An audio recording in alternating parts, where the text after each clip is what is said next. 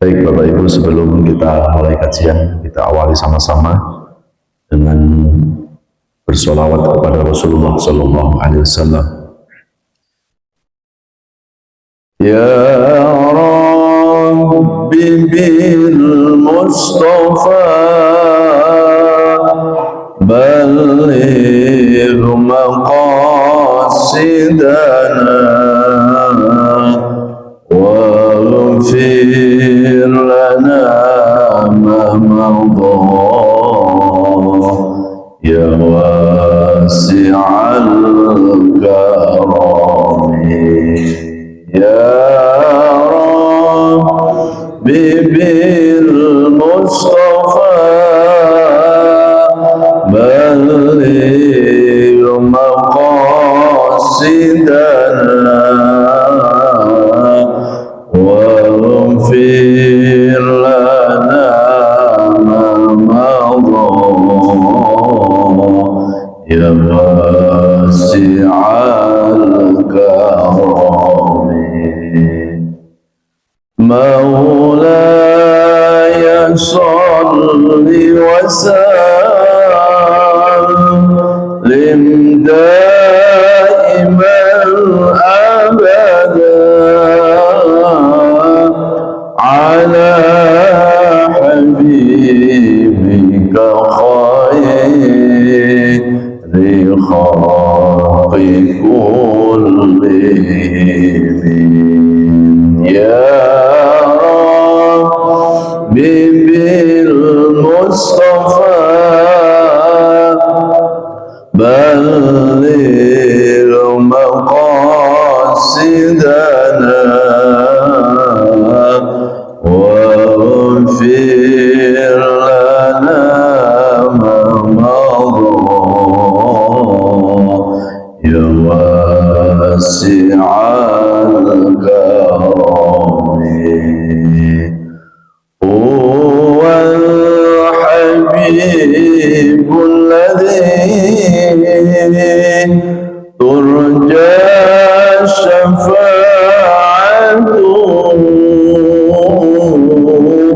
لكل هول من الأهوال المقتحم يا رب بالمصطفى بلغ مقاصدنا واغفر لنا ما مضى يا واسع الكرم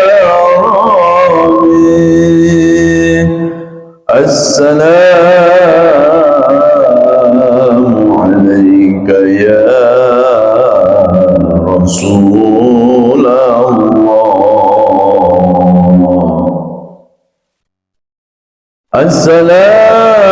السلام عليك يا سيدي يا حبيب الله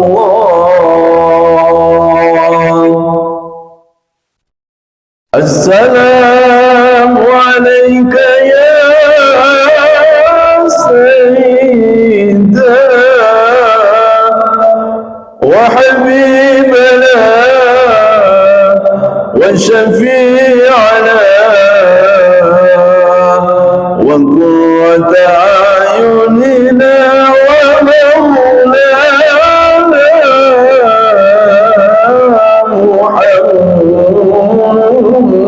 محمد وعلى آله وصحبه وبارك وسلم أجمعين.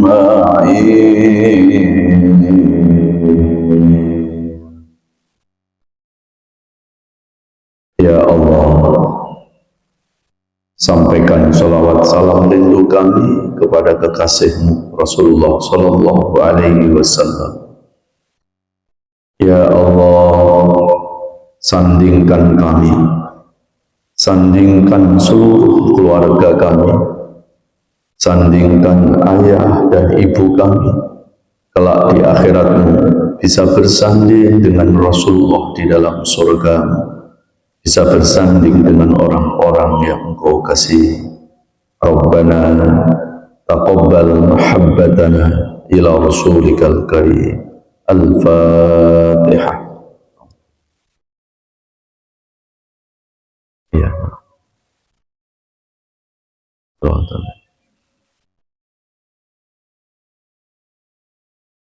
Assalamualaikum warahmatullahi wabarakatuh. Alhamdulillahirabbil alamin.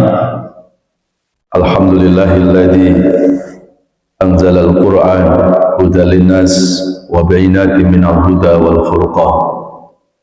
Allahumma shalli ala nabiyyina Muhammadin khairil anam wa ala alihi wa ashabihi ya nabiyil ulumi wal hikam. Amma ba'd. Yang sama-sama kita hormati Ketua Yayasan serta jajarannya, Pak Haji Supriyanto, Ketua DKM Pak Haji Suyatno, juga beserta pengurus-pengurusnya, guru kita Bapak Ustadz Kiai Haji Hajat Sudrajat.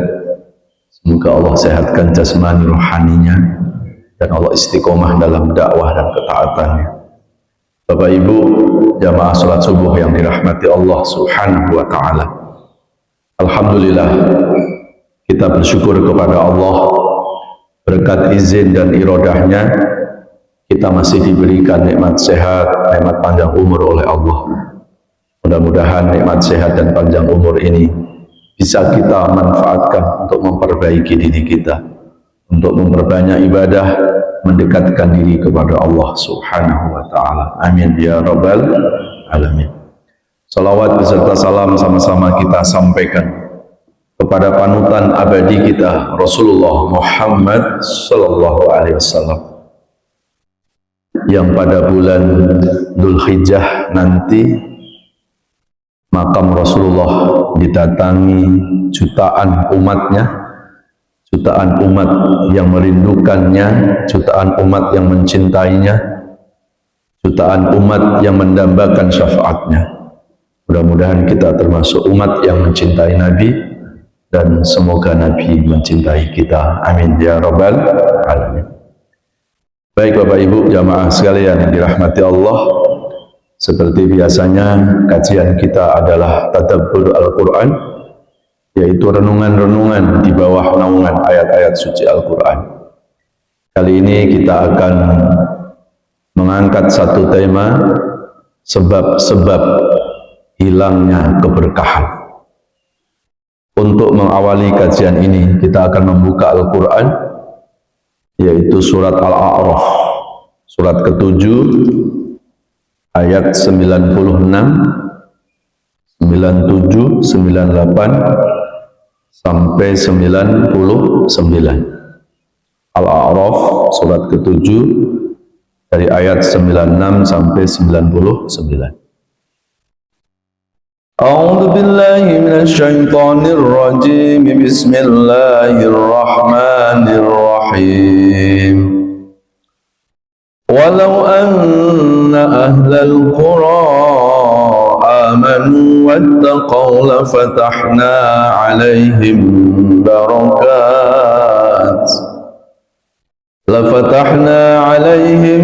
barakatin minas samaa'i wal ardh walakin kadzabu fa akhadnahum bima kanu yaksibun. Afa amina ahlul qura an ya'tiyahum ba'suna bayatan wa hum na'imun. Awa amina ahlul qura an ya'tiyahum ba'suna duhan wa hum yal'abun. Afa aminu makrallah fala ya'manu makrallahi illa al-qawmul khasirun. يبصرون. صدق الله العظيم. Bapak Ibu jamaah sekalian yang dirahmati Allah, surat Al-A'raf surat ke-796, jikalau penduduk bumi ini atau penduduk negeri ini mau beriman dan bertakwa, maka Allah akan membukakan pintu-pintu keberkahan dari langit dan bumi. Cuma sayangnya penduduk bumi itu mengingkari Allah, mendustai Allah, maka Allah timpakan azab karena perbuatan-perbuatan dosa mereka. Bapak Ibu jamaah sekalian, apa sih makna berkah? Kalau dalam tafsir disebutkan al-barokah ziyadatul khair was sa'adah. Berkah itu adalah tambahnya kebaikan, was sa'adah, dan tambahnya kebahagiaan. Jadi kalau kita kepengen tahu apakah umurku itu berkah, maka lihat dari dua definisi tadi. Karena selama ini kita kadang masih berpikir kalau ada orang dikasih umur panjang itu umur berkah. Padahal kalau bertambah usia, semakin panjang usia, enggak ziyadatul khair, enggak nambah kebaikan, itu yang tambah, yang panjang baru umurnya, tetapi bukan bertambah berkah. Kita menganggap kalau ada orang dikasih umur pendek, wah umurnya enggak berkah. Ya. Jadi ukuran umur berkah atau tidak itu bukan dilihat dari panjangnya atau pendeknya. Panjang itu kan jumlah itu kuantitas. Allah nggak lihat kuantitas umur kita, Pak. Yang Allah lihat adalah kualitas dari umur kita. Dan kualitas umur kita itu bukan pada panjangnya, tetapi kualitas umur kita itu ada dalam kebaikan. Ya. Jadi kalau umur panjang diidentikan dengan umur apa? Yang berkah, lalu yang pendek umur itu enggak berkah. Berani enggak kita mengatakan bahwa umur Nabi Isa itu enggak berkah? Nabi Isa itu, Pak, diwafatkan oleh Allah dalam usia 33 tahun. Kalau kita menganggap bahwa umur panjang berkah, umur pendek enggak berkah, ya, berani nggak kita mengatakan umur Nabi Isa itu nggak berkah? Ya, wa rafa'nahu ila sama'id dunya, aku angkat Isa ke langit dunia. Ya, jadi ada dua pendapat. Ada yang mengatakan kalau kalimatnya wa rafa'nahu ila sama, rafa'na itu aku angkat. Di sini nggak ada kata wafat. Ada sebagian ulama berpendapat, oh berarti Nabi Isa itu belum wafat, cuma diangkat saja tuh hidupnya. Nanti akan diturunkan kembali. Tapi jumhur ulama ahli tafsir bersepakat yang dimaksud kata warafa'nahu ila sama'id dunya, Allah angkat Isa ke langit dunia, yang dimaksud diangkat itu ya diwafatkan. Kenapa? Karena Nabi Isa itu manusia, dan setiap manusia secara sunatullah pasti akan diakhiri dengan kematiannya. Ya, kecuali kalau malaikat, Pak. Ya. Ini berkaitan dengan surat Ali Imran surat ketiga ayat 185, kullu nafsin dha'iqatul maut. Nabi Isa kena ayat ini karena setiap manusia, setiap yang bernafas pasti akan mengalami kematian. Pertanyaannya, Nabi Isa manusia apa tidak? Kalau Nabi Isa adalah manusia, berarti setiap manusia pasti akan diakhiri dengan kematian. Al-mautu bab wa kullu nasi dakhiluh. Kematian itu ibarat pintu dan setiap manusia pasti akan melewati pintu itu. Kita nggak usah masuk ke perbedaan ulama-ulama itu. Tapi ini kita buat buat hasanah, buat tambahan ya, buat hasanah keilmuan kita. Kalau ada sebagian yang mengatakan, oh Isa itu belum diwafatkan, itu pun ada dalilnya. Ya, tapi yang berpendapat bahwa Nabi Isa itu ya diwafatkan juga ada dalilnya. Ya, biarkan yang berbeda pendapat para ulama-ulama kita saja. Jamaah nggak perlu ikut perbedaan pendapat. Ya. Jamaah sekalian yang dirahmati Allah, Nabi Muhammad usianya berapa? 63 tahun. Relatif masih muda juga kan? Karena di sini saya lihat ada yang umurnya 80 tahun. Ya. Berapa Pak umurnya sekarang? Umur Bapak berapa? Pak Syahrial berapa umurnya? Berapa? Tuh Pak, 88 tahun. Ya, 88 tahun. Kalau umur itu dikatakan berkah karena dilihat dari panjangnya, yang pendek umur itu nggak berkah, berani nggak kita mengatakan bahwa umur Rasulullah itu nggak berkah? Hari ini ada umatnya yang dikasih umur 88 tahun, berani nggak mengatakan bahwa apa? Bahwa Rasulullah ya itu tidak diberikan keberkahan umur oleh Allah Subhanahu wa taala. Berarti lebih berkah umatnya dong kalau gitu. Ya. Imam Asy-Syafi'i itu 56 tahun, Pak, diwafatkan oleh Allah.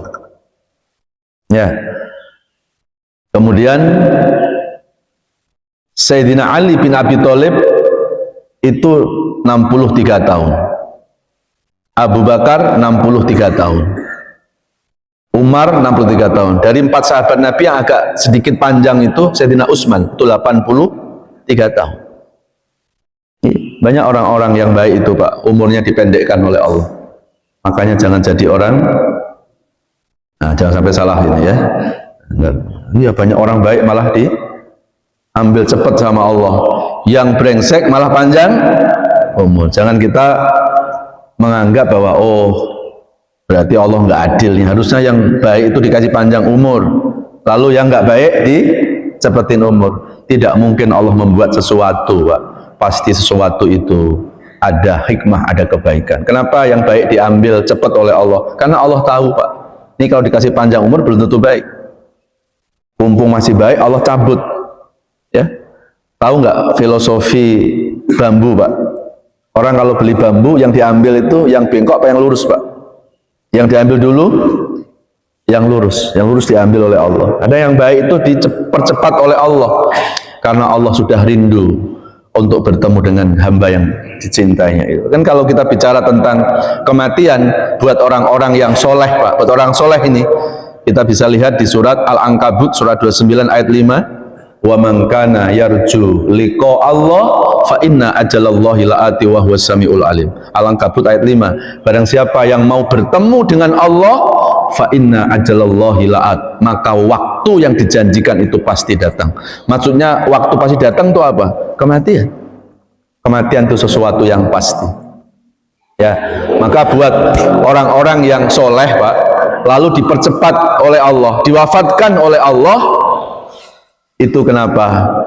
Karena Allah rindu untuk cepat bertemu dengan hamba yang dicintai. Maka kematian itu adalah liqa Allah, perjumpaan seorang hamba dengan kekasih abadinya Allah Subhanahu wa ta'ala. Ya, wa man kana yarju liqa rabbih falyamal amalan sholiha wa la yusyrik bi ibadati rabbih ahada. Barang siapa yang mau berjumpa dengan Allah, kuncinya apa? Beriman, beramal soleh, dan jangan pernah musyrik kepada Allah Subhanahu wa taala. Ya. Jadi nikmat yang terbesar dalam hidup ini, Pak, bukan nikmat dunia. Nikmat terbesar itu liqa Allah itu. Ini kalau dalam kajian ilmu tasawuf, nikmat terbesar dalam hidup ini adalah liqa Allah, saat seorang hamba itu bertemu dengan kekasih abadinya Allah Subhanahu wa ta'ala. Bahkan liqa Allah itu nanti, Pak, di dalam surga itu menjadi puncak kenikmatan surga. Jadi selama ini kan kita masih menganggap nikmat paling puncak ya surga gitu kan. Ternyata di dalam surga ada nikmat lebih puncak dari itu. Nikmat yang paling tinggi bukan surga, Pak, tetapi ada nikmat yang lebih puncak dari surga. Apa itu, Pak? Liqa Allah. Ketika seseorang itu bertemu dengan Allah di dalam surga, itu lebih nikmat dari surganya. Ya, mau ketemu sama Allah? Oh, nggak ada yang jawab.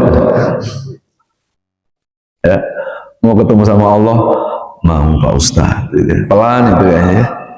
Padahal mau nggak mau pasti Pak, ya pasti Pak. Karena kalau bicara kematian, liqa Allah itu kan diawali dari kematian itu kan, baru nanti kita masuk surga. Makanya kalau ada orang setiap hari kepengen masuk surga, mau mati enggak? Enggak. Terus kapan masuk surganya Pak? Ya. Jadi nikmat yang tertinggi di dalam surga, bukan surga, tapi apa? Liqa Rabbi.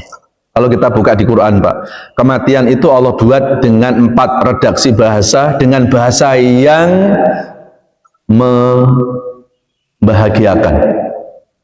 Ya, di Quran itu kalau Bapak Ibu melihat ya, bahasa kematian itu Allah buat dengan 4 bahasa Pak. Dan bahasa kematian itu enggak ada bahasa yang menakutkan. Coba kita lihat ya, ada bahasa rojiun ya. Sering kita baca innalillahi wa inna ilaihi rojiun. Itu ada di Al-Baqarah surat ketiga ayat 156. Rojiun itu dalam bahasa Arab berakar dari kata roja'a yarji'u. Artinya apa Pak? Kembali, pulang kampung. Saya mau tanya, ada nggak orang pulang kampung takut Pak? Ada orang pulang kampung takut? Ya, ada Pak. Di kampung banyak utang, itu baru takut. Tapi umumnya orang pulang kampung tuh rindu Pak. Ya kan? Belum lama kemarin pada mudik kan. Ternyata kematian dalam Quran itu Allah buat dengan bahasa indah, rojiun, pulang kampung, kembali. Yang kedua Allah buat dengan bahasa apa? Wafat. Az-Zumar surat 39 ayat 10 dari pertengahan ayat sampai akhir ayat. Ya. Innama yuwaffas sabiruna ajrahum bighairi hisab. Wafat itu dalam bahasa Arab itu berakar dari kata apa Pak? Wafa yuwaffi. Apa artinya Pak? Orang yang diwafatkan oleh Allah adalah orang yang diberikan pahala. Wa innama tuwaffauna ujurakum. Jadi wafat itu orang yang diberikan pahala, orang yang diberikan ganjaran. Kalau dalam dunia kerja apa Pak? Orang menerima gaji. Saya mau tanya, saat menerima gaji ada nggak yang takut? Orang menerima gaji pasti diharapkan. Bahasa kematian Allah buat dengan kata wafat itu, menerima pahala. Maka kata wafat itu biasanya Allah sematkan untuk orang-orang yang meninggalnya soleh Pak. Ya, ulama, nabi, ya itu wafat itu. Tapi kalau preman nggak pas pakai kata wafat. Ya, kalau preman modal, jangan Pak. Ya. Ya. Jadi ternyata dalam bahasa Arab itu ada apa? Ada tingkatan-tingkatan ya. Bahasa kematian yang paling tertinggi itu wafat. Wafat itu untuk orang soleh, karena yang dikasih pahala orang soleh ya. Lalu yang ketiga ada kata liqa ya. Liqa Allah, pertemuan dengan kekasih abadinya Allah. Ya, orang meninggal itu bertemu dengan Allah ya. Ada nggak Pak orang ketemu kekasih takut? Ada seorang suami ninggalin istri pergi kerja dinas ya. Pasti seorang istri lama ditinggal suami pasti ada kerinduan. Terus tiba-tiba suami telepon, "Ma, hari ini aku pulang." Perasaan istri takut apa rindu untuk ketemu suami? Rindu apa takut Bu? Ini kok kayaknya ibu-ibu pada nggak kepengen ketemu suami ya. Umumnya pasti seorang istri itu rindu untuk ketemu suaminya. Kenapa? Karena suaminya adalah kekasihnya. Lah ini Allah bukan hanya sekedar kekasih abadi kita Pak. Masa nggak rindu kita? Ya, jadi kalau ada ibu ditinggal suami dinas, lalu suaminya telepon, "Ma, aku pulang." Kok tiba-tiba istrinya itu takut? Berarti istrinya itu selingkuh. Ya, kalau istri cinta pasti dia rindu ketemu sama suami. Yang terakhir Pak, di Quran itu bahasa kematian Allah buat dengan bahasa indah apa Pak? Ajal. Walikulli ummatin ajal, fa idza jaa ajaluhum la yastakhiruna sa'atan wa la yastaqdimun. Itu di Al-A'raf surat ke berapa? 7 ayat ke-34. Walikuli umatin ajal. Ajal itu kalau dalam bahasa kita jatuh tempo. Setiap manusia itu ada jatuh temponya. Nggak ada manusia itu tuh expired, nggak ada.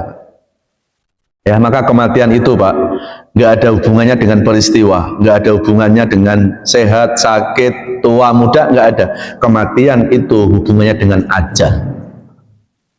Ya, jadi kalau ada orang meninggal dunia, jangan kita bertanya meninggalnya kenapa. Kan kadang-kadang kita kepo kan Pak, ada yang meninggal, meninggalnya kenapa? Emang udah tua. Meninggalnya kenapa? Emang udah sakit-sakitan. Padahal nggak ada hubungannya Pak. Kematian itu dengan sehat, sakit, tua, muda nggak ada. Kalau kematian itu hubungannya dengan usia tua, berapa banyak anak muda meninggal sebelum tua? Kalau kematian hubungannya dengan sakit, berapa banyak orang yang meninggal tanpa gejala? Kam min sohihin yamutu bi ghairi illatin. Berapa banyak orang meninggal tanpa gejala? Ada yang meninggal kecelakaan. Kayak kemarin anak-anak SMK. Coba mimpi apa itu Pak? Ya, mau studi tour tiba-tiba kembali sudah enggak bernyawa. Ada yang meninggal karena kecelakaan. Ya, ada yang helikopter jatuh di mana? Di lapangan BSD. Itu mimpi apa itu? Ya, itulah ajal. Ada yang meninggal kejatuhan pensil. Loh kok bisa Pak Ustadz? 5 petik. Ya. Jadi kematian itu kembali kepada ajal. Lalu yang terakhir ada kata al-maut. Nah, itu di Quran juga ada kata al-maut. Al-maut itu dari akar kata apa? Mata yamutu mautan, artinya ketiadaan. Itu ada dalam surat Al-Baqarah ayat 28. Kaifa takfuruna wa kuntum amwatan, amwat. Wa kuntum amwatan fa ahyakum summa yumitukum summa yuhyikum summa ilaihi turja'un. Kematian itu ketiadaan. Kita di dunia ini Pak, awalnya tiada dan akan kembali kepada tiada. Ada yang aneh nggak? Ya nggak aneh. Awalnya kita nggak ada di dunia ini Pak. Lalu kita akan nggak ada juga di dunia ini. Ya, karena Allah ciptakan kita bukan untuk dunia Pak. Allah ciptakan kita untuk Allah sang pencipta dunia. Maka kalau hidup ini hanya orientasinya untuk dunia, endingnya pasti kecewa. Karena suatu saat kita akan tinggalkan semuanya. Baik, jamaah sekalian yang dirahmati Allah Subhanahu wa Ta'ala. Kembali kepada keberkahan dalam hidup manusia itu bukan dilihat dari panjangnya umur, bukan dilihat dari pendeknya umur. Ada lagi yang mengatakan, Pak Ustadz, rezekiku berkah enggak? Emang kenapa? Alhamdulillah Pak Ustadz, rezekiku bertambah, gajiku bertambah, aku naik pangkat. Kita sering mengartikan itu yang berkah. Padahal kalau kita kembali kepada definisi berkah, berkah itu enggak ada hubungannya dengan banyaknya uang Pak. Kalau uang banyak itu dikategorikan berkah, berarti Qarun paling berkah dong Pak. Di Quran itu disebutkan apa? Inna mafatihahu latanu, kunci gudangnya Qarun yang buat menyimpan emas berlian itu satu gerbong kereta, baru kuncinya Pak. Maka sekarang ada istilah harta Qarun. Nah, kalau ukuran rezeki berkah, harta berkah itu adalah yang dikasih kekayaan, yang dikasih harta benda yang banyak. Berarti orang yang paling berkah di dunia ini adalah Qarun. Ya, kalau keberkahan itu dilihat dari pangkat yang tinggi, harusnya orang yang paling berkah di dunia ini adalah Fir'aun. Ana rabbukumul a'la, kata Fir'aun, aku Tuhan di atas Tuhan. Ya. Dan terbukti apakah Fir'aun dan Qarun itu hidupnya dikasih berkah? Enggak. Justru Fir'aun dan Qarun itu di Quran Pak menjadi role model, menjadi ikon orang yang gagal dalam kehidupan dunia ini. Bahkan hari ini ada orang dibilang kayak Fir'aun aja malah. Ya, ibu-ibu berani nggak bilang sama suami, Mas kamu tuh hebat Mas. Iyalah kata suaminya, kayak Fir'aun. Suaminya marah apa seneng? Padahal baru kayak Fir'aun aja Pak, dia nggak suka. Itu melambangkan, menunjukkan betapa Fir'aun itu adalah sosok manusia yang hina di mata Allah Subhanahu wa Ta'ala. Ya, maka dalam hadis disebutkan apa? Khairun nas man tola umruhu wa hasuna amaluhu. Wa syarrun nas man tola umruhu wa sa'a amaluhu. Sebaik-baik manusia yang dikasih panjang umur dan banyak kebaikan. Penekanannya bukan panjang umur, Pak, tapi banyak kebaikan. Dan seburuk-buruk manusia yang dikasih panjang umur. Tuh panjang umur juga masih buruk, Pak, kalau banyak dosanya. Berarti yang menentukan usia berkah, hidup berkah, itu bukan dilihat dari jumlah umurnya, tapi akan dilihat jumlah kebaikannya. Mana dalilnya? Kita buka Al-Baqarah surat kedua ayat 112. Al-Baqarah 112. A'udzu billahi minasyaitonir rajim. Bismillahirrahmanirrahim. Bala man aslama wajhahu lillahi wa huwa muhsinun falahu ajruhu inda rabbih wala khawfun alaihim wala hum yahzanun. Sadaqallahul adzim. Al-Baqarah surat kedua 112. Coba kita renungi, Pak. Tidak, barang siapa yang hidupnya selalu tunduk kepada Allah, tidak tunduk sama hawa nafsunya, lalu wahwa muhsin, diikuti dengan perbuatan yang baik, falahu ajruhu inda rabbih, maka orang-orang yang berbuat baik itu akan mendapatkan pahala yang besar nanti di akhirat. Lalu la khaufun alaihim wala hum yahzanun, dan orang yang selalu berbuat kebaikan, maka orang itu tidak akan dihantui ketakutan dalam menghadapi hidup dan tidak akan larut dalam kesedihan. Jadi kalau hidup mau berkah, Pak, kuncinya dua. Apa itu tadi? Yang pertama, man aslama wajahulillah. Hidup ini harus tunduk kepada Allah, harus berserah kepada Allah, harus melibatkan Allah, harus membersamai Allah. Jangan pernah kita mengabaikan Allah. Wala takunu kalladzina nasullaha fa'ansahum anfusahum ulaika humul fasikun. Al-Hasyr surat 59 ayat 19. Jangan pernah kita mengabaikan Allah, biar Allah enggak mengabaikan hidupmu, kata Quran itu. Dan Al-Ghazali pernah mengatakan, Pak, musibah yang terbesar dalam hidup manusia ketika manusia itu hidupnya ditinggalkan oleh Allah. Ya, karena kalau orang sudah ditinggalkan sama Allah, Pak, maka manusia itu akan merasakan hidup terasa hampa, hambar, kayak nggak ada artinya. Akhirnya mudah putus asa, depresi, stres. Orang stres itu bukan karena masalah, Pak. Orang stres itu jangan-jangan dia salah dalam melarikan masalah. Ya, orang itu nggak kepada Allah. Setiap masalah datang larinya ke sini, Pak, lelah itu, Pak, capek itu. Jamaah sekalian yang dirahmati Allah. Lalu yang kedua apa? Muhsin, warnai hidup ini banyak berbuat kebaikan. Kenapa? Karena kebaikan berbanding lurus dengan kebahagiaan. Jadi rumus dalam hidup itu, Pak, kebahagiaan berbanding lurus dengan kebaikan, dosa berbanding lurus dengan penderitaan. Itu rumus.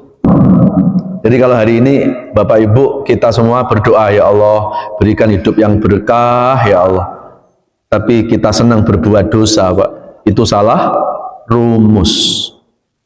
Nggak mungkin Allah itu membahagiakan manusia dengan dosa.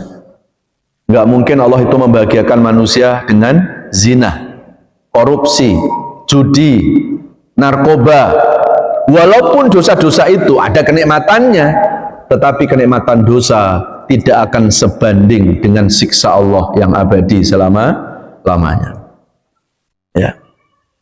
Jamaah sekalian yang dirahmati Allah. Lalu apa yang menyebabkan hilangnya keberkahan? Tadi di Al-A'raf surat 7 ayat 96, walakin kadzabu fa akhadnahum bima kanu yaksibun. Kalau penduduk bumi beriman bertakwa, Allah turunkan keberkahan. Tapi kalau penduduk bumi itu durhaka kepada Allah, melakukan dosa, maka Allah timpakan azab karena perbuatan-perbuatan dosa mereka. yang menghilangkan keberkahan itu apa Pak? Dosa kita. Idza adnabal abdu dan banuknatan sauda fi qalbi wa qasa qalbu, kata Nabi. Ketika manusia itu berbuat dosa, maka dosa itu akan menggelapkan hati manusia. Ya, kalau udah gelap gimana Pak? Ya, hidup terasa sempit kan, namanya gelap. Gitu. Nah, kemudian yang kedua, penyebab hilangnya keberkahan yang kedua adalah hidup jauh dari Al-Qur'an. Ya, mana dalilnya? Kita buka surat Toha, surat 20, 124 sampai 127. A'udzu billahi minasyaitonir rajim. Bismillahirrahmanirrahim. Wa man a'rada 'an dzikri fa inna lahu ma'isyatan dhankan wa nahsyuruhu yaumal qiyamati a'ma. Qala rabbi lima hasyartani a'ma wa qad kuntu basira.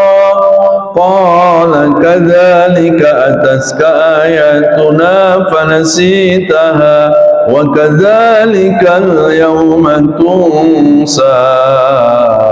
Surat Toha, surat 20, 124 sampai 120. Coba kita lihat Pak. Ini yang kedua ya Pak ya, yang menyebabkan hidup, yang menyebabkan keberkahan itu diangkat oleh Allah, yaitu hidup jauh dari Al-Qur'an. Ya. Coba kita renungi, wa man a'rada an dzikri fa innalahu ma'isyatan dhanka. Barang siapa yang melupakan peringatanku. Maksud peringatanku itu apa? Al-Qur'an. Karena nama lain dari Al-Qur'an adalah Az-Zikra. Inna nahnu nazzalna dzikra wa inna lahu lahafizun. Barang siapa yang melupakan peringatanku Al-Qur'an, fa innalahu ma'isyatan dhanka, maka Allah akan memberikan kehidupan yang sempit. Naudzubillah min. Ya, hidup sempit itu bukan rumahnya sempit, Pak. Hidup sempit itu hatinya yang disempitkan oleh Allah. Ada orang Pak, rumahnya luas, seluas Stadion Senayan. Luas nggak itu? Kolam renang 20 biji. Ya. Kalau hatinya sempit Pak, rumah yang luas itu tidak akan terasa luas. Hidup sempit itu bisa jadi hidupnya nggak banyak teman, itu hidup sempit Pak. Sana sini orang memusuhinya, sehingga sempit kan. Ini komplek Pertamina ini kan luas Pak. Tapi kalau kita nggak banyak teman di kompleks ini, komplek yang seluas ini akan sempit buat kita. Diajak ngaji, yuk ngaji ke masjid, yuk ke At-Taqwa. Pertanyaannya apa? Si Anu datang nggak si Anu? Ya, diajak ngaji ke mana lagi tuh? Al-Muhajirin. Si Anu datang nggak si Anu? Kalau nggak datang saya mau. Orang lain datang aja Pak, ya kan? Gitu Pak. Tapi kalau orang itu banyak musuh Pak, atau sempit Pak dalam hidup ini, atau sempit hidup itu apa? Dirundung berbagai macam masalah. Satu masalah belum kelar, belum selesai, datang masalah berikutnya, terus akhirnya terasa sempit hidup itu. Ya, maka ada doa dari Nabi Musa kan, Rabbis shrahli sadri. Ya Allah, luaskan dadaku. Nabi Musa enggak mengatakan luaskan rumahku, luaskan tanahku, enggak. Luaskan dadaku, luaskan hati. Karena kalau hati sudah luas, insya Allah hidup terasa luas tadi. Ya. Jamaah sekalian dirahmati Allah. Lalu ayat lanjutannya apa tadi?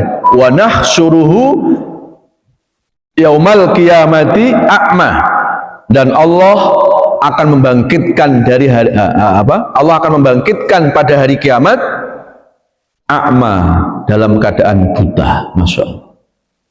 Ya, kita buta di dunia aja susah, apalagi buta di akhirat. Sesekalinya masuk akhirat buta lagi kita. Kita nggak tahu akhirat kayak apa. Inilah orang yang hidupnya jauh dari Al-Quran.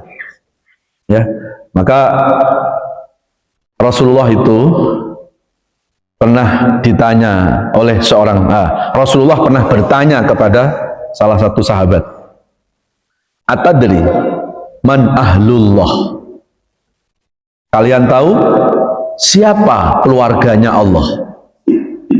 Sahabat agak terkaget itu Pak, kok Nabi bertanya aneh, siapa keluarganya Allah, sementara di Quran ada ayat qul huwallahu ahad, lam yalid walam yulad. Allah itu sendiri Ini kok Rasul bertanya, siapa keluarganya Allah itu? Atadri man ahlullah? Semua sahabat terdiam. Lalu Nabi menjawab, qala ahlullah hamilul Quran. Keluarganya Allah adalah orang-orang yang pecinta Al-Quran. Ini jangan dimaknai secara harfiah, Pak. Keluarga di sini bukan keluarga biologis ya. Tapi artinya apa? Ada kedekatan. Kalau kita punya keluarga dalam keadaan susah, Pak, rela nggak kita? Pasti kita akan tolong. Dan begitulah kedekatan Allah kepada orang-orang yang pecinta Al-Quran. Siapa ahlul Quran itu? Siapa pencinta Quran itu? Bukan hanya sebatas membaca. Pecinta Quran itu akan tergantung sejauh mana Al-Quran ada di hati kita. Jadi bukan hanya yang dibaca. Maka mencintai Quran itu ada membaca, ada mengkaji, lalu mengamalkan. Syukur-syukur kita mampu menghafal. Ya. Di surat Ali Imran surat 3 ayat 101, wa kaifa takfuruna wa antum tutsla alaikum ayatullahi wa fikum rasuluh wa man ya'tasim billah faqad hudiya ila siratin mustaqim. Manusia itu enggak bakal sesat, Pak, karena Allah sudah turunkan Al-Quran. Barang siapa yang berpegang teguh dengan Al-Quran, maka orang itu akan mendapatkan ke jalan yang lurus. Ya, Pak, silakan, Pak. Barang siapa yang berpegang teguh dengan Al-Quran, maka Allah akan memberikan jalan yang lurus. Berarti jalan yang lurus ada di mana? Di Quran. Hudal lil muttaqin, itu Quran, Pak. Maka tidak cukup Al-Quran hanya dibaca. Ya, maka kajian-kajian saya, Pak, saya lebih fokus pada tadabbur Al-Quran. Di kajian saya bukan tafsir Quran, Pak. Kalau tafsir Quran saya megang tafsir, tapi kajian saya adalah tadabbur Al-Quran, ya, membedah ayat-ayat Al-Quran. Karena kalau kita diberikan kemudahan oleh Allah untuk bisa menghafal Quran, Pak, sebetulnya satu ayat dengan ayat yang lain itu saling menafsirkan, saling terpaut. Ya, maka tafsir yang terbaik menurut jumhur ulama adalah tafsir ayat bil ayat, Quran dengan Quran. Yang kedua, tafsir Quran bil hadis. Yang ketiga, tafsir Quran bis ijtihadil ulama. Itu ada tafsir Pak Quraish Shihab, ada tafsir Ibnu Katsir, ada tafsir Jalalain dan seterusnya. Tapi tafsir yang terbaik adalah tafsir ayat dengan ayat. Pasti benar. Karena masing-masing ayat itu sebetulnya saling bertalian, Pak, saling berkaitan. Ya, kita bahas berkah saja berapa banyak tadi ayat-ayat tuh yang menafsirkan itu. Ya, nah, jamaah sekalian yang dirahmati Allah. Jadi sudah saatnya kita belajar agama itu bukan belajar jiping. Tahu jiping, Pak? Ngaji kuping. Ya. Jadi sudah saatnya kita ini bukan jiping ngaji kuping. Ya, dengerin ceramah. Begitu selesai ceramah, gimana isi ceramahnya? Bagus ceramahnya tuh. Kok bagus gimana? Lucu. Ya, kita tinggalkan, Pak. Ya, kita tinggalkan pengajian-pengajian yang hanya sekedar lucu. Boleh sih lucu, boleh, tapi jangan berlebihan. Kalau mau lucu, kenapa nggak manggil Sule aja, Pak? Pasti lucu itu malah. Ya. Jadi kita berusaha, kalau orang bertanya, ya, penjelasan itu ada di mana? Jadi jelas ayatnya ini, hadisnya ini, gitu ya. Jadi kita tidak hanya omon-omon, ya, tahu omon-omon. Jangan omon saja, gitu. Tapi ini loh ayatnya, ini loh ayat. Ya, nah, jamaah sekalian dirahmati Allah. Lalu kembali ke suatu hal lagi, Pak, yang menyebabkan hilangnya berkah tadi ketika hidup jauh dari Al-Quran. Allah katakan, wa man a'radu an dzikri fa innal masyangdunka wa nahsyuruhu yaumal qiyamati ama. Barang siapa yang hidupnya jauh dari Al-Quran, maka Allah akan memberikan kehidupan yang sempit dan di akhirat dibangkitkan oleh Allah dalam keadaan buta. Lalu dia berkata, qala rabbi lima hasyartani a'ma wa qad kuntu basira. Ya Allah, kenapa hari ini Engkau butakan aku? Dulu aku dalam keadaan melihat, ya Allah. Apa jawab Allah? Kadzalika atatska ayatuna fanasitaha wa kadzalikal yauma tunsa. Hari ini aku butakan engkau, kata Allah, karena dulu telah datang ayat-ayatku, engkau mengabaikannya, dan hari ini aku mengabaikan engkau. Na'udzubillah, summa na'udzubillah. Ya. Terus yang ketiga, yang menghilangkan keberkahan hidup adalah perbuatan zalim. Perbuatan apa? Zalim. Iyakum waz-zulma fa inna zulma zulmatun fid dunya wa zulmatun fil akhirah. Ini hadisnya. Jauhi perbuatan zalim, karena perbuatan zalim itu akan menggelapkan kehidupan kita di dunia dan menggelapkan kehidupan kita di akhirat. Maksudnya gelap di sini apa, Pak? Ya nggak berkah tadi. Jangankan Pak, kita mendolimi manusia, mendolimi binatang saja, kata Nabi, tak bisa masuk surga. Mungkin Bapak Ibu pernah baca hadis, ini riwayatnya sahih, Pak. Rasulullah pernah mengatakan, ada seorang wanita yang ahli ibadah, nanti di akhirat terhalang, tidak bisa masuk surga. Lalu sahabat bertanya, kenapa Rasulullah? Orang ahli ibadah kok nggak bisa masuk surga? Apa kata Nabi? Dulu wanita ini, waktu hidupnya, pernah mendolimi kucing yang ada di rumahnya. Hadisnya sahih. Menyakiti binatang, nggak bisa masuk surga. Lalu bagaimana kalau kita menyakiti sesama manusia? Ya. Irhamu man fil ardi yarhamkum man fis samawati. Sayangi semua yang di bumi, biar yang di langit menyayangi kita. Ya. Maka kenapa Bapak Ibu kita diperintahkan untuk sering-sering bersilaturahim, sering-sering ngopi. Ya, tahu? Sering-sering apa? Ngopi. Ini bahasanya lebih cair sekarang, Pak. Ngopi. Itu silaturahim itu. Nah, kalau ada orang kok senangnya musuh-musuhan, kurang ngopi, antar kopi ke rumahnya. Kenapa Islam menganjurkan silaturahim? Biar timbul, Pak, rasa kasih sayang itu. Biar hilang kebencian, biar hilang rasa permusuhan. Maka makna silaturahim itu bukan hanya makna fisik, tapi makna silaturahim adalah menumbuhkan kasih sayang di antara kita. Apa arti fisik kita sekarang berdekatan kalau hati masih berjauhan? Apa arti ketemu salaman tangan, tangan salaman, hati masih bermusuhan? Belum silaturahim kita. Ya, jemaah sekalian. Lalu yang keempat, ya, yang menghilangkan keberkahan adalah qati'ur rahim tadi, memutuskan tali silaturahim. Mana dalilnya? Kita buka surat Muhammad surat 47 ayat 22 sampai 23. Surat Muhammad surat 47 ayat 22-23. A'udzu billahi minasyaitonir rajim. Bismillahirrahmanirrahim. Fahal asaitum in tawallaitum an tufsidu fil ardh wa tuqatti'u arhamakum ulaika alladhina la'anahumullahu fa'asammahum wa a'ma absarahum. Sadaqallahul adzim. Yang terakhir surat Muhammad surat 47 ayat 22. Apakah kalau manusia itu diberikan kekuasaan, lalu kekuasaan itu digunakan untuk melakukan tindakan-tindakan otoriter? Nah, ini para penguasa harus baca ayat ini nih. Ya, nggak dulu, nggak sekarang, Pak. Biasanya kekuasaan itu kecenderungannya akan membawa orang untuk berbuat otoriter. Ya, karena mentang-mentang kuasa bisa melakukan apa saja. Lalu wa tuqatti'u arhamakum, dan memutuskan tali silaturahim. Coba lihat ayat lanjutannya. Ulaikal ladzina la'anahumullah. Mereka itulah orang yang dilaknat oleh Allah. Apa makna laknat itu, Pak? Ba'idun an rahmatillah. Itu tafsirnya. Laknat itu dijauhkan dari rahmatnya Allah.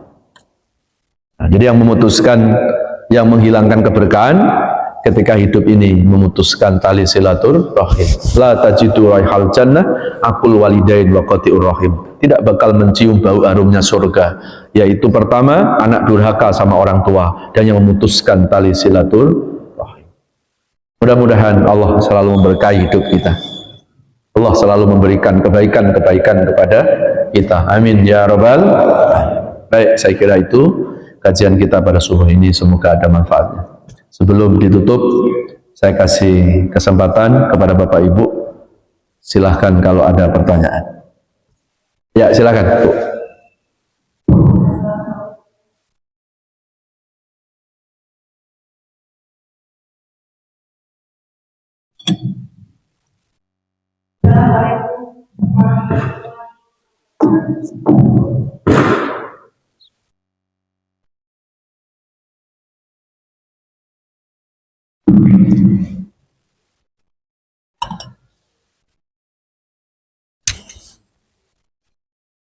Jauhan ya.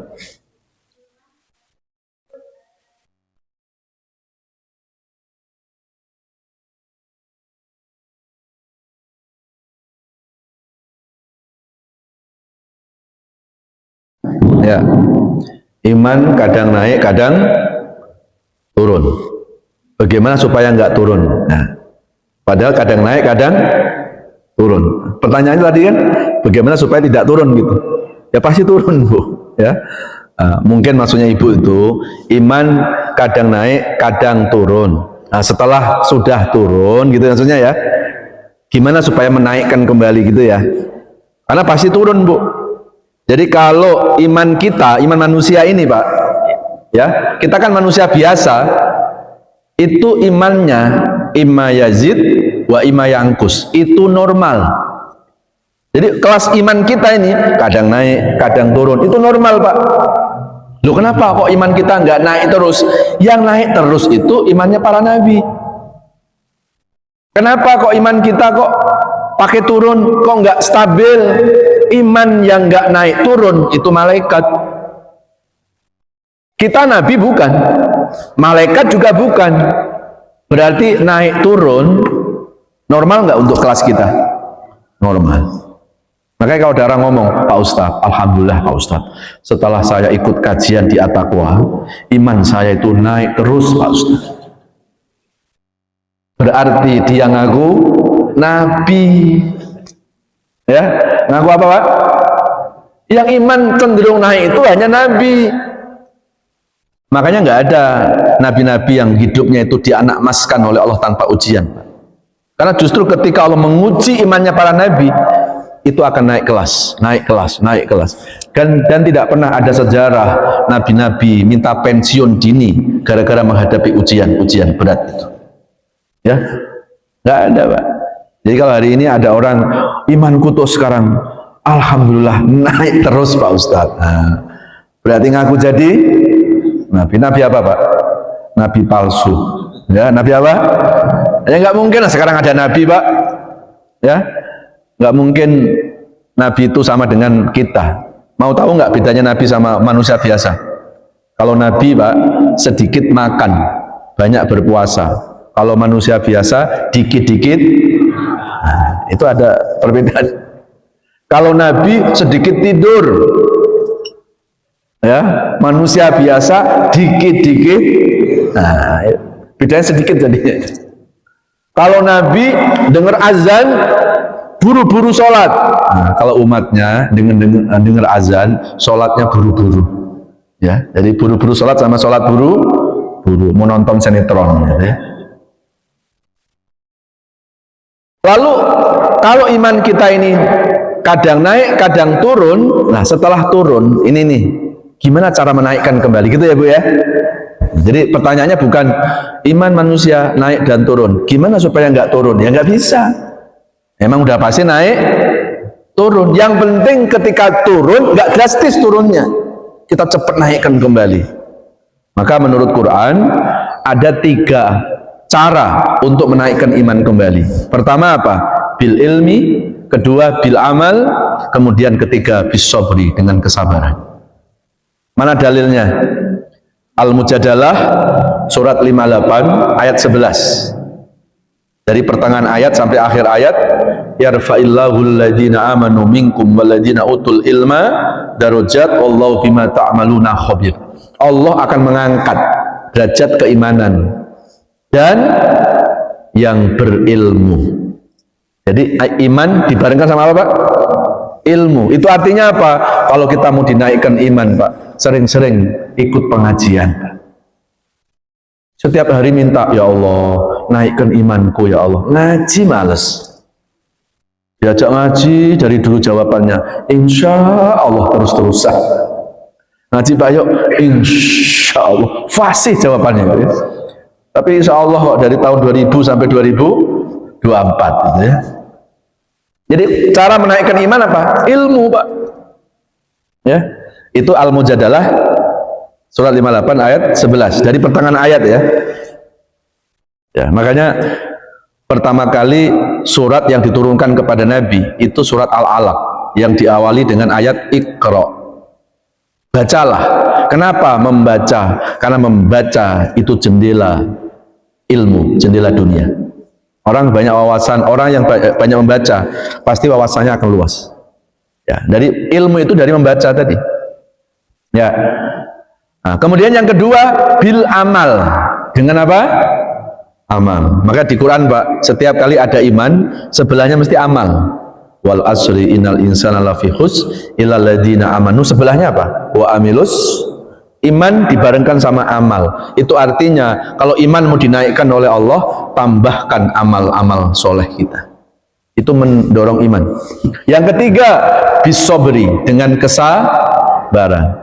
Itu ada dalam surat Al-Ankabut surat 29 ayat 2 dan 3. Ahasiban nasu ayutsraku ayyaqulu amanna wa hum la yuftanun wa laqad fatanna alladziina min qablihim fala ya'lamanna Allahu alladziina shadaku wa la ya'lamanna al-kadzibin. Apakah manusia mengira kalau sudah beriman lalu enggak diuji imannya? Pasti aku akan menguji keimanan seseorang, dan dengan ujian itu aku kepengen tahu mana yang benar-benar beriman dan mana yang pura-pura beriman. Itu Al-Ankabut surat 29 ayat 2 dan 3. Jadi kalau hari ini, maaf Bapak Ibu, kita sudah rajin sholat, sudah beriman kepada Allah, sudah rajin ibadah, kok hidup kita banyak ujian, itu artinya Pak, iman kita mau dinaikkan kelas. Nggak usah putus asa. Kan kadang-kadang orang berpikir putus asa kan? Ya, mendingan dulu Pak Ustadz. Dulu gimana? Dulu saya masih belum ngaji Pak Ustadz. Dulu saya masih belum ke masjid. Rezekiku lancar loh Pak Ustadz. Kenapa sekarang saya sudah rajin ke masjid, rajin ibadah, loh kok hidupku malah banyak masalah? Berarti Allah nggak adil. Percuma saya sholat, percuma saya ibadah. Ini orang nggak paham ujian Pak. Ujian itu untuk menaikkan iman. Ujian itu untuk menyeleksi mana orang baik, mana orang yang tidak baik. Jadi kalau ada orang yang tidak baik, lalu hidupnya nggak diuji, kan ujian itu menyeleksi kebaikan kan? Maka yang diuji biasanya orang yang baik Pak. Lah kok yang brengsek nggak diuji, ya apa mau diseleksi Pak? Udah jelas brengseknya. Justru yang baik itulah yang akan diseleksi oleh Allah. Bener nggak ini orang baik atau pura-pura jadi orang baik? Kalau benar-benar orang baik nggak akan luntur Pak kebaikannya walaupun menghadapi ujian. Tapi kalau orang yang pura-pura ngaku orang baik, begitu diuji luntur kebaikannya, itu nggak akan naik iman.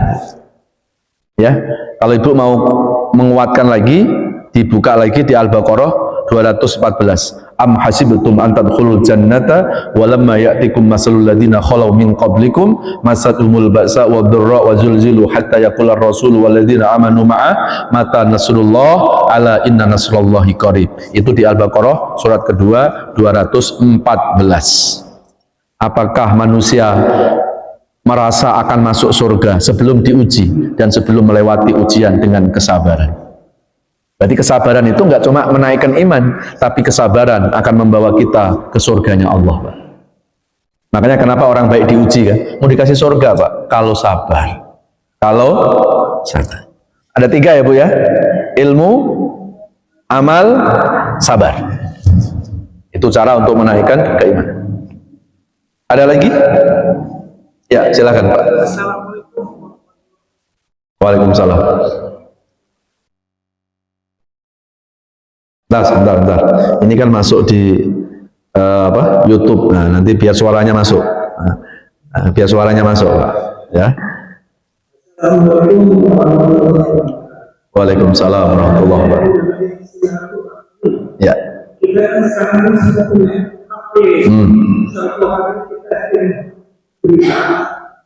Mereka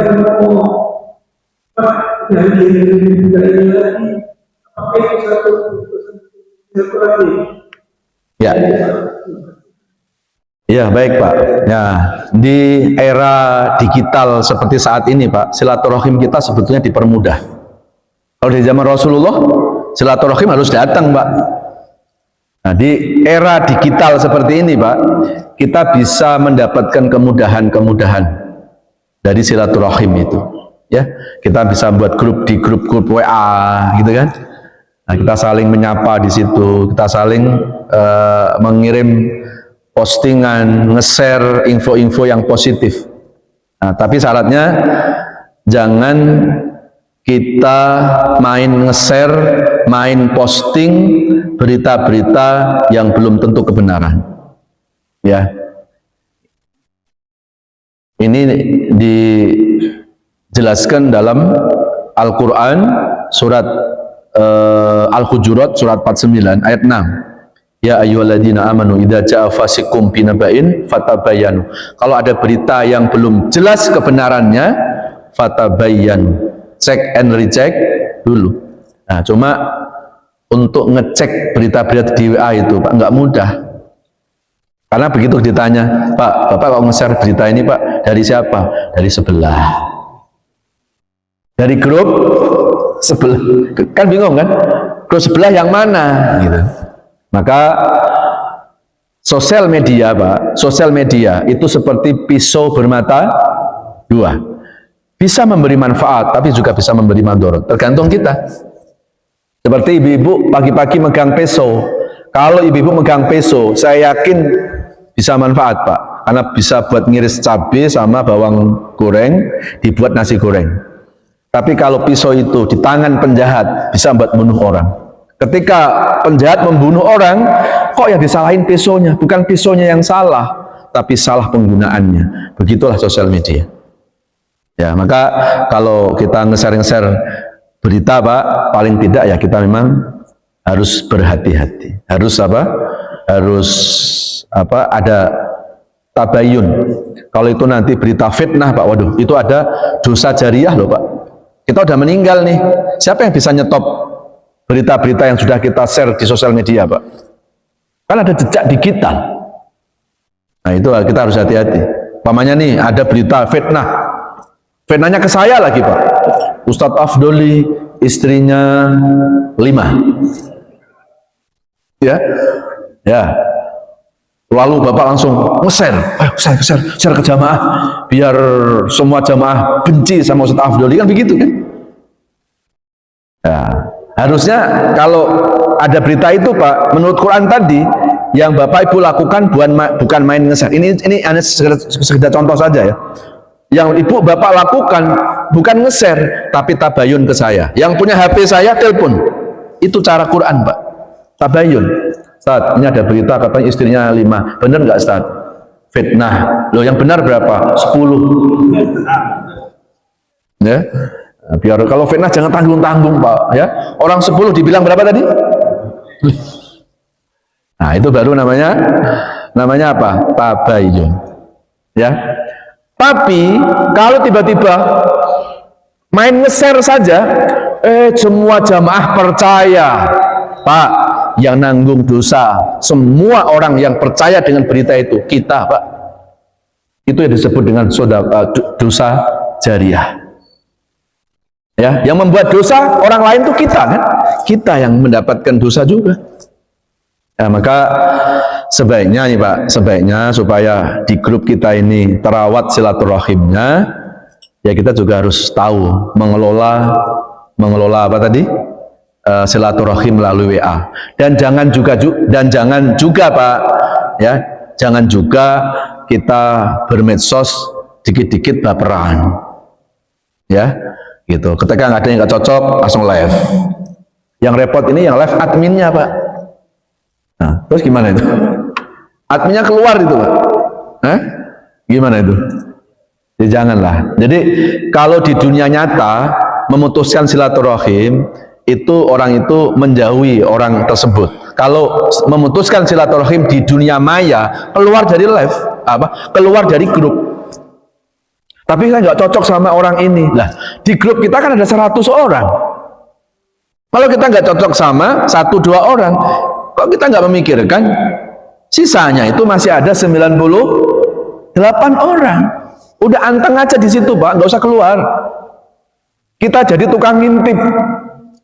Tukang apa?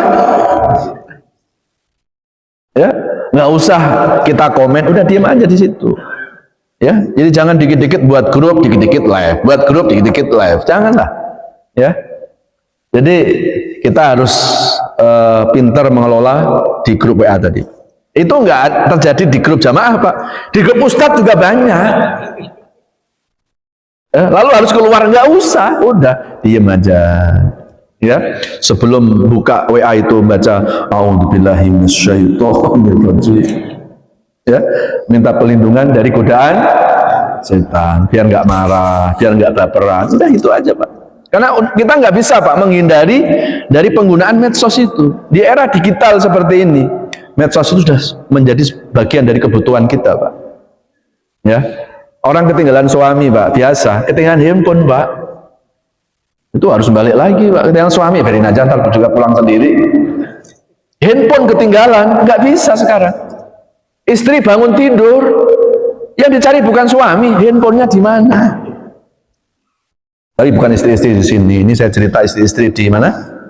Di Londo, jauh. Ya. Jadi kita harus memanfaatkan media sosial ini untuk hal-hal yang positif, Pak. Jadi kalau umpamanya ada berita-berita yang sekiranya, ya memang namanya banyak orang, ya kan? Apalagi kan kemarin kita masih ingat kan dengan ada perbedaan-perbedaan politik, pilihan politik kita, itu kan pasti di grup itu nggak mungkin sama. Nah, ketika kita menge-share seolah-olah ini mewakili pilihan politik kita, ya nggak sama pasti kan komen. Nah, ya kayak begitu-begitu, mungkin kita harus kita harus jaga, Pak. Nah, tapi kan kemarin kan, sekarang udah selesai, ya udahlah, kita move on dulu, kita move on dulu. Ya, kita kembali pada persamaan dan tak usah kita persoalkan perbedaan lagi. Karena kalau kita persoalkan perbedaan, nggak akan bisa membangun negeri ini, Pak. Ya, sambil tetap kita berusaha untuk menuju yang lebih baik. Ya, maka doakan semoga Pak Ustadz jadi presiden. Yang amin cuma 5 orang. Udah amin, pakai ketawa lagi, amin. Ya, nggak akan dikabulkan sama Allah itu ya. Karena kalau saya jadi presiden, saya angkat jadi menteri semuanya. Ya, itu. Baik, saya kira itu. Mudah-mudahan ada manfaatnya. Mari kita berdoa kepada Allah, semoga doa-doa kita didengar dan diijabah oleh Allah Subhanahu wa taala. A'udzubillahi minasyaitonirrajim. Bismillahirrahmanirrahim. Alhamdulillahirabbil alamin. Allahumma shalli ala Muhammad wa ala alihi wa sahbihi wa barik wasallim ajmain. Allahumma ja'alna min ahlil Qur'an. Ya Allah, jadikan kami semua termasuk ahlul Qur'an, orang-orang yang pecinta Al-Qur'an, mampu membacanya, mampu menghafalkannya, mampu mengkajinya, juga mampu mengamalkannya. Ya Allah, jadikan Al-Quran yang kami kaji pada subuh ini akan meningkatkan kualitas iman dan takwa kami. Jadikan Al-Quran ini menjadi penyejuk di sanubari kami. Jadikan Al-Quran menjadi solusi dalam menyelesaikan persoalan-persoalan hidup ini. Jadikan Al-Quran ini menjadi obat buat seluruh penyakit-penyakit kami, baik penyakit fisik maupun penyakit hati yang susah diobati. Jadikan Al-Quran ini ya Allah menjadi cahaya penerang dalam kegelapan alam kubur kami nanti. Jadikan Al-Quran ini ya Allah menjadi syafaatmu, pertolonganmu di akhirat nanti ya Allah. Wassallallahu ala nabiyyina Muhammadin wa ala alihi wa sahbihi wasallam walhamdulillahi rabbil alamin. Subhanakallahumma wa bihamdika asyhadu an la ilaha illa anta astaghfiruka wa atubu ilaik. Mohon maaf lahir batin. Wassalamualaikum warahmatullahi wabarakatuh.